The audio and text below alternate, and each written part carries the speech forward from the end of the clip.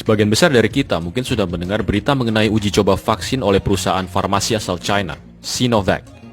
Uji klinis vaksin fase ketiga ini akan dilakukan kepada 1.620 subjek dengan rentang usia 18 sampai 59 tahun.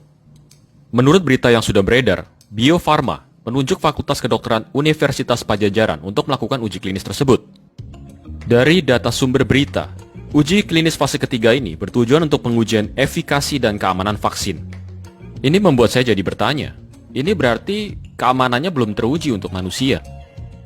Kemudian pertanyaan saya yang kedua, kenapa kok tidak diuji coba di China saja terlebih dahulu? Kenapa harus ke negara-negara lain seperti Indonesia dan beberapa negara lainnya seperti Brazil? Apakah negara China yang penduduknya miliaran itu kekurangan sukarelawan yang mau dijadikan sebagai bahan uji coba? Kenapa harus jauh-jauh ke Indonesia? Kemudian pertanyaan saya selanjutnya, apakah virus ini sudah pernah dimurnikan? Karena mengutip dari riset yang dilakukan oleh Dr. Andrew Kaufman, secara jelas menyatakan sampel virus ini belum pernah diisolasi. Ini artinya sampel virus yang digunakan sebagai standar merupakan gabungan dari berbagai materi genetik, seperti eksosom, bakteri, sel imun, dan lain sebagainya. Lalu coba, apakah ada yang bisa memberi bukti literatur atau jurnal ilmiah yang menjadi dasar penentuan spesies COVID-19? Apakah ada? Coba Anda cari di situs resmi WHO, apakah ada? Lalu di mana literatur saintifik yang merupakan dasar penentuan spesies baru ini? Ada yang bisa beri saya referensi resminya? Jadi kalau secara spesifik, virusnya saja belum pernah dibuktikan keberadaannya dan tidak jelas. Lah vaksinnya lalu isinya apa? Alat tesnya pun belum ada yang benar. Rapid test ya jelas ngawur. Ini pun sudah diakui oleh banyak ahli. PCR test juga bukan peruntukannya mendeteksi penyakit menular.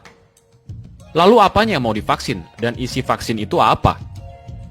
Berdasarkan literatur yang dikeluarkan oleh Badan Kontrol Penyakit di Amerika atau CDC, menyatakan bahwa tes PCR tidak dapat memisahkan infeksi dari bakteri dan virus lainnya.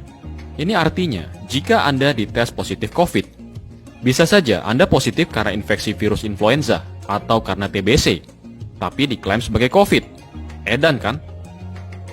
Kemudian, Departemen Kesehatan Australia juga mengeluarkan pernyataan tertulis bahwa PCR test tidak dapat membedakan antara live virus atau virus yang menular dengan RNA yang tidak menular atau yang disebut oleh Dr. Kaufman sebagai eksosom.